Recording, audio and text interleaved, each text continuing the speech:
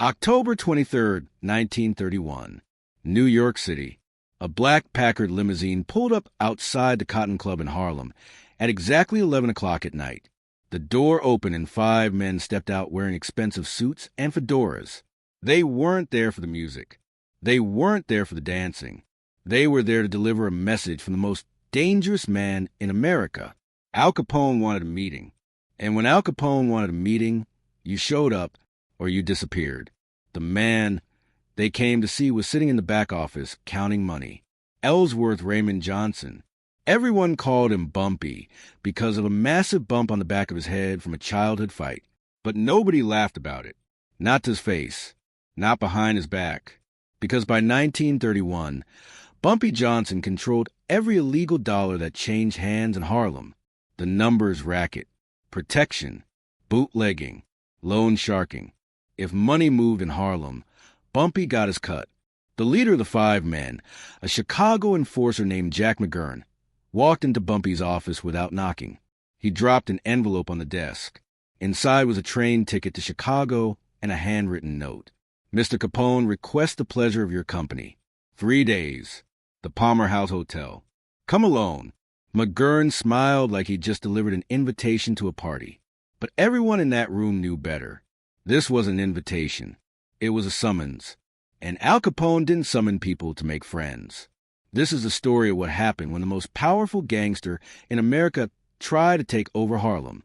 When Al Capone, a man who'd built an empire on violence and fear, met Bumpy Johnson, a man who'd built his empire on something Capone had never understood: intelligence, strategy, and absolute loyalty from a community that would rather die than betray him.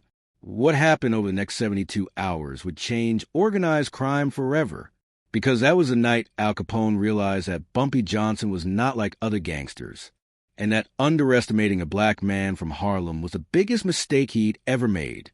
Let me take you back to the beginning of this story. Not October 1931, but 6 months earlier, when Al Capone first decided that Harlem was going to be his next conquest.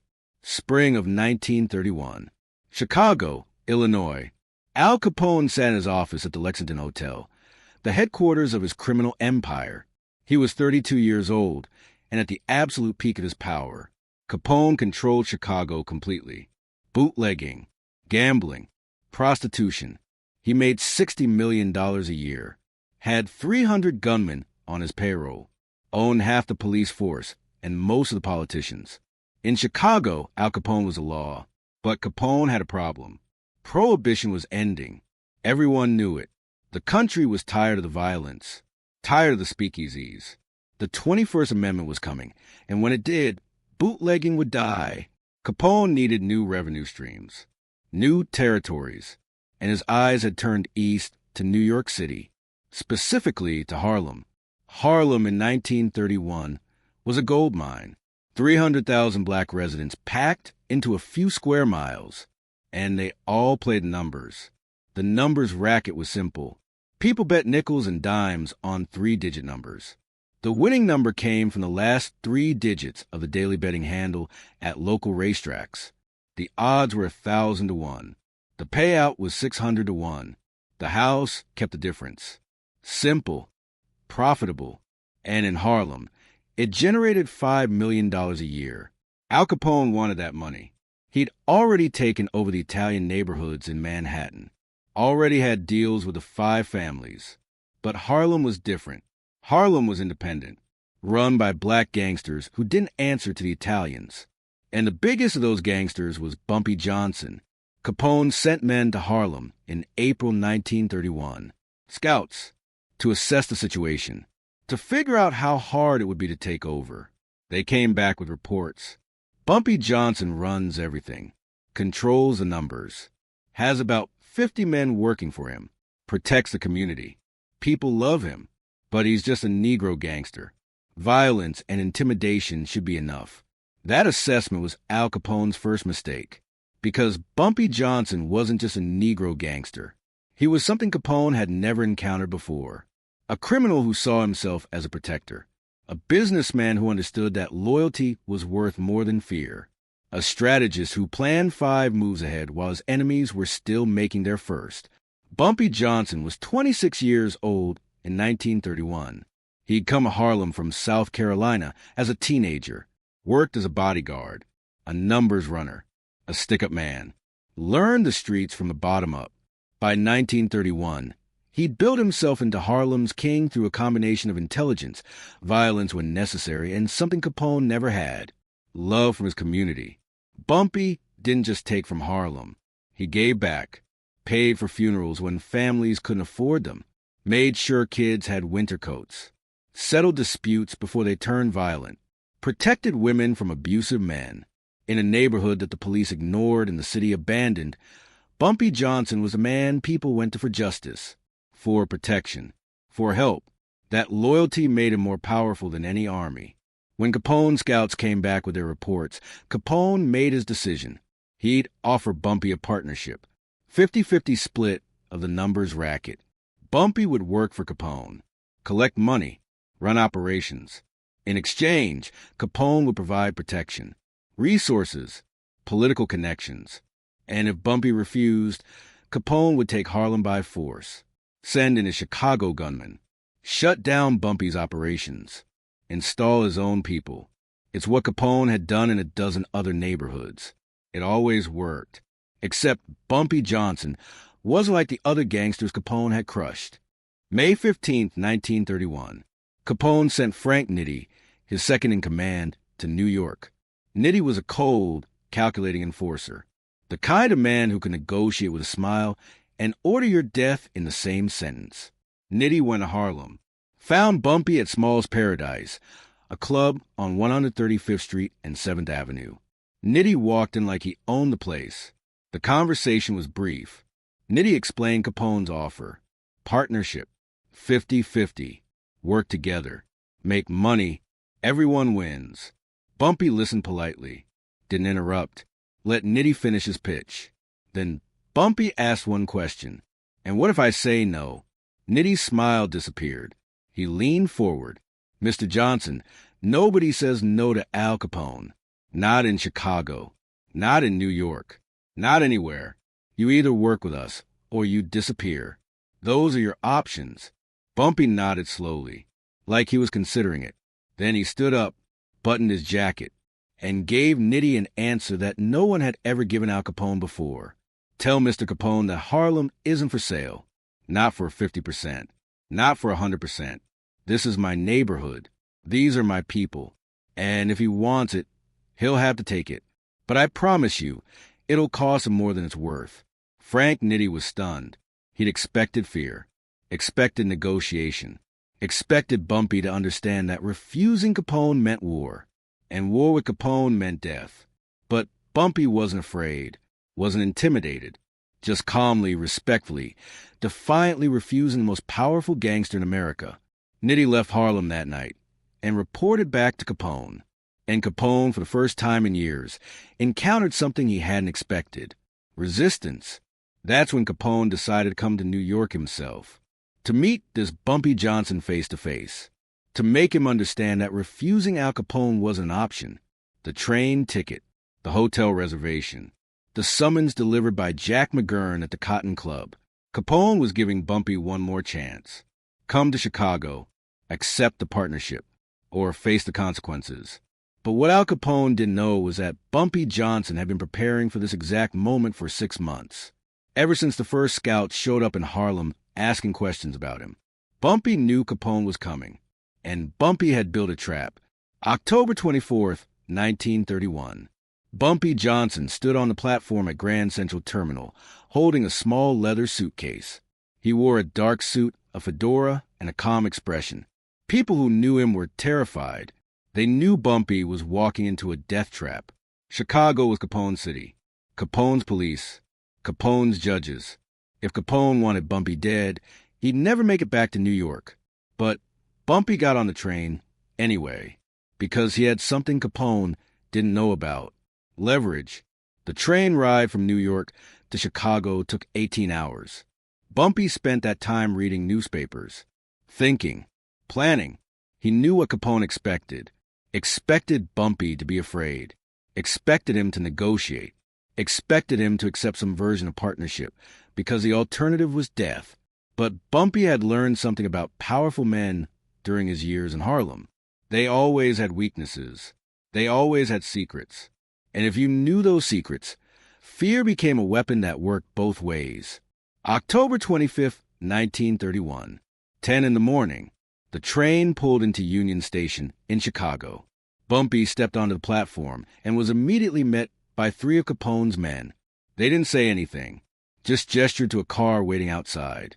Black Cadillac. The drive to the Palmer House Hotel took 20 minutes. Nobody spoke. The tension was thick enough to cut. The Palmer House was one of the most luxurious hotels in America. 25 stories of marble and gold. Capone owned the top floor, used it for business meetings that couldn't happen in public. The elevator took Bumpy to the 25th floor. The doors opened to reveal a hallway with 2 armed guards. They searched Bumpy, took his gun, then opened a door to a massive suite. Al Capone sat behind a desk, smoking a cigar.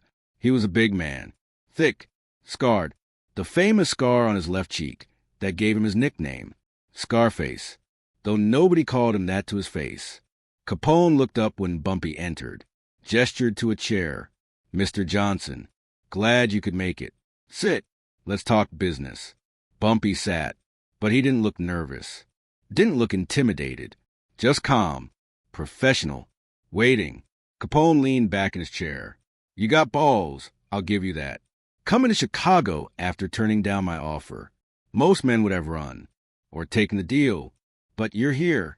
So either you're brave or you're stupid. Which is it?" Bumpy's response was measured. "Neither, Mr. Capone. I'm practical. You wanted to talk, so I'm here to talk. But before we do, I need to know something. What exactly do you think is going to happen here? You think I'm going to walk out of this room having agreed to give you half of Harlem? Or you think I'm not going to walk out at all?" Capone smiled. He liked directness. "I think you're going to realize that working with me is better than working against me. I control Chicago. I got deals in New York, Boston, Detroit, Philadelphia. I got more money, more guns, more connections than you'll ever have. So yeah, I think you can take my deal, because the alternative is I send 50 of my best men to Harlem, and we take it by force. Your choice." That's when Bumpy Johnson did something that shocked everyone in the room. He laughed, not nervously, not sarcastically, but genuinely amused, like Capone had just told a joke. Capone's smile disappeared. "Something funny, Mr. Johnson?" Bumpy leaned forward. "You think you can take Harlem by force? You think sending 50 gunmen into a black neighborhood is going to work? Let me explain something to you about Harlem that your scouts didn't tell you." Bumpy stood up, walked to a window, looked out over Chicago, then turned back to Capone.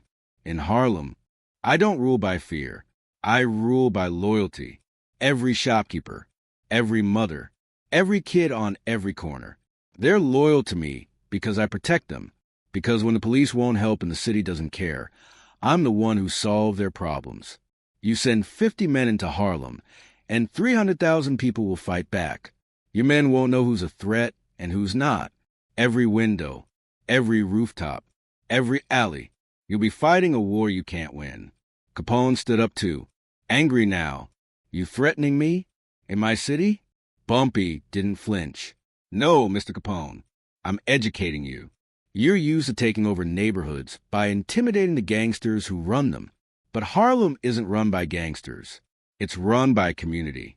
And you can't intimidate a community that has nothing left to lose." The room was silent. Capone's men looked at each other. Nobody talked to Capone like this. Nobody challenged him in his own city. But Bumpy wasn't done. He reached into his jacket pocket. Capone's men tensed, hands moving toward guns. But Bumpy pulled out a newspaper clipping, placed it on Capone's desk. "What's this?" Capone picked it up. It was an article from the Chicago Tribune about federal investigators looking into Capone's finances, about tax evasion charges, about the government building a case that could send Capone to prison for decades. Capone crumpled the paper. "So what? Everyone knows the feds are after me. What's your point?" Bumpy smiled. "My point is that you're about to have bigger problems in Harlem. You're about to go to war with the federal government. And when that happens, you're going to need friends, not enemies. You take over Harlem by force. You make an enemy of every black gangster in every city. New York, Philadelphia, Detroit, Chicago. We talk to each other, Mr. Capone. We know each other. And we remember. Capone sat back down, processing what Bumpy was saying. You saying if I leave Harlem alone, black gangsters in other cities will help me? Bumpy shook his head. No, I'm saying if you try to take Harlem, they'll help the feds. Information, testimony, whatever it takes. But if you walk away, if you respect our territory, we stay neutral. Your fight with the government stays between you and them. That was the moment. The moment Al Capone realized he'd made a mistake. He'd assumed Bumpy was just another local gangster, someone to crush or co-opt. But Bumpy was thinking strategically, politically, 3 moves ahead. Capone had come to this meeting thinking he held all the cards. But Bumpy had just revealed he had cards Capone didn't know existed. But Capone wasn't ready to back down completely. He needed something, some way to walk away from this without looking weak. All right, Mr. Johnson, you made your point. But I can't just walk away empty-handed. I got a reputation. People hear I backed down from a Negro gangster in Harlem. Every 2-bit hood in the country will think they can challenge me. Give me something. Bumpy thought for a moment, then made an offer that stunned everyone in the room. I'll give you 10%. Not of the numbers racket, but of the bootlegging. Harlem's got 30 speakeasies. They all buy from me. I'll buy from you instead. You get a piece of Harlem without taking it over. We both make money. And nobody has to die. Capone stared at Bumpy. 10% of Harlem's bootlegging wasn't nothing. It was real money. Not the 50% of the numbers he wanted, but enough to save face. Enough to tell his people that he'd made a deal with Harlem instead of backing down. Capone stuck out his hand. 10%. You got a deal. But if you ever try to expand outside Harlem, this conversation gets a lot different. Bumpy shook Capone's hand. I got no interest in Chicago, Mr. Capone. Harlem's enough for me. They shook. The meeting was over. Bumpy had walked into Al Capone's city, refused his demands, negotiated a compromise, and walked out alive. Something nobody thought was possible. But the story doesn't end there. Because what happened in that room changed more than just Capone and Bumpy's relationship. It changed how the entire criminal underworld looked at black gangsters. October 26, 1931.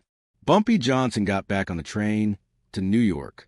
He arrived at Grand Central Terminal the next morning to find half of Harlem waiting for him. Word had spread. Bumpy went to Chicago to meet Capone and came back alive. That alone was news. But when people learned that Bumpy had refused Capone's demands and negotiated his own terms, it became legend. Within a week, every gangster in America knew the story. The Negro gangster from Harlem who'd stood up to Al Capone, who'd walked into Capone's city and walked out with a deal on his terms. It changed everything. Before Bumpy, the Italian mob saw black gangsters as minor players, people to push around, people who'd fold under pressure. After Bumpy, they realized that underestimating black gangsters was dangerous. Al Capone never tried to take over Harlem again.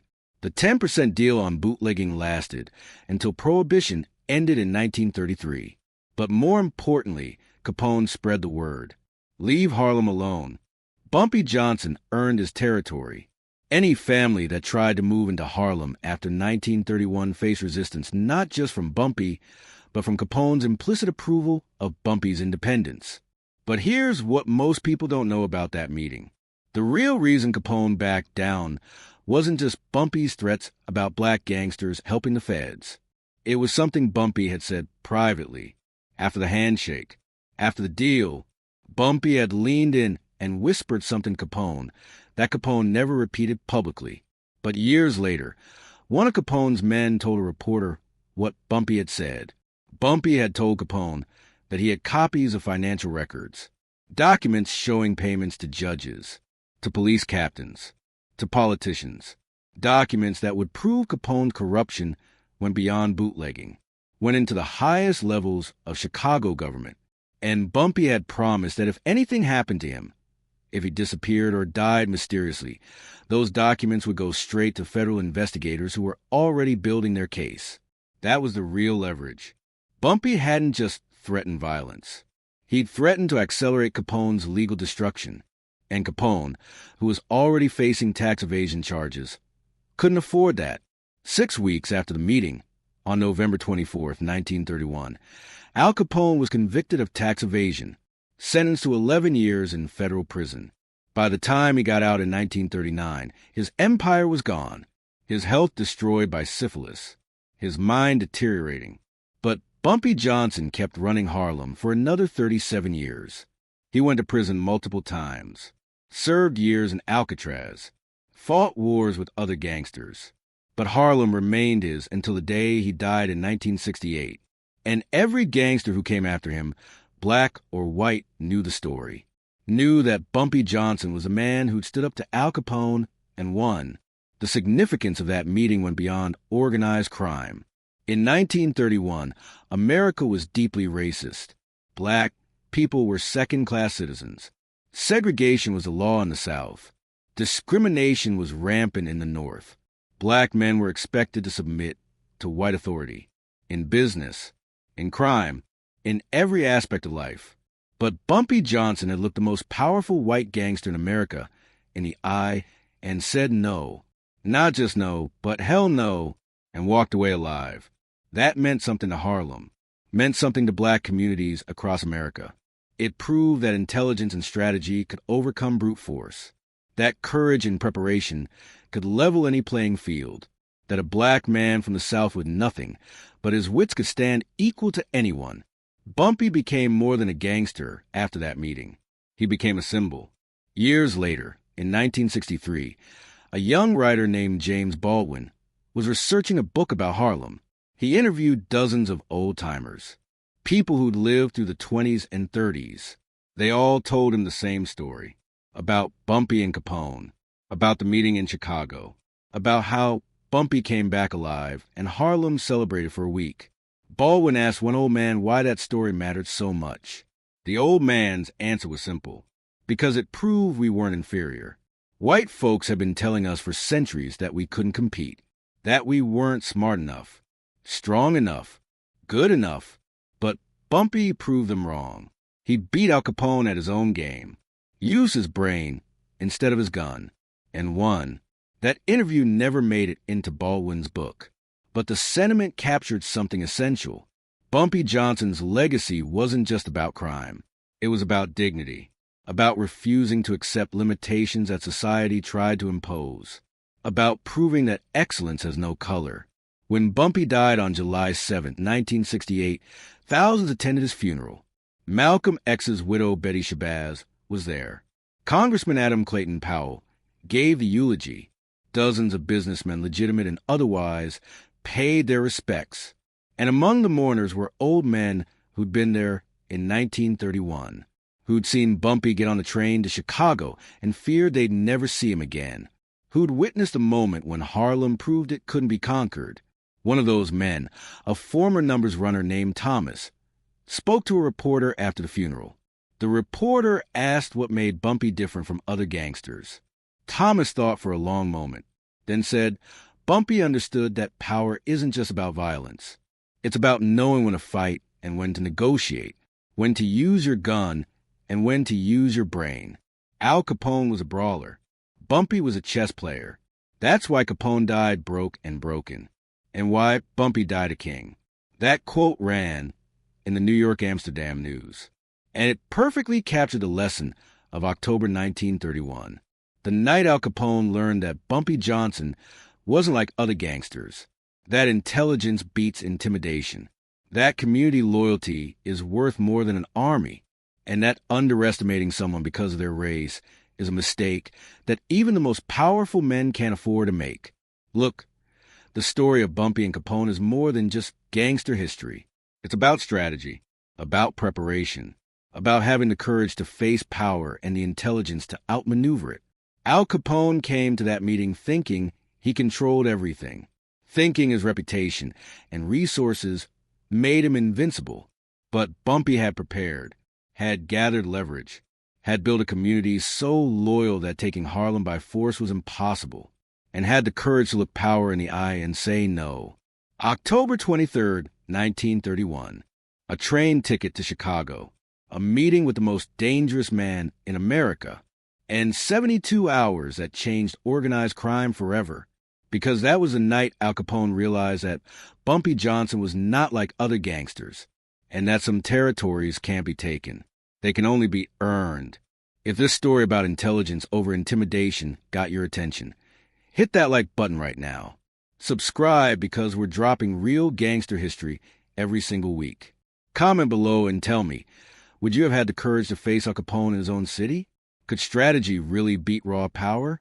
And turn on notifications because next week we're covering how Bumpy Johnson survived Alcatraz by doing something no other prisoner had ever done: befriended the guards. Remember, in 1931, power wasn't just about violence. It was about intelligence, community, strategy. Al Capone learned that lesson from Bumpy Johnson, and the criminal underworld was never the same. One meeting, two legends, and the night everything changed.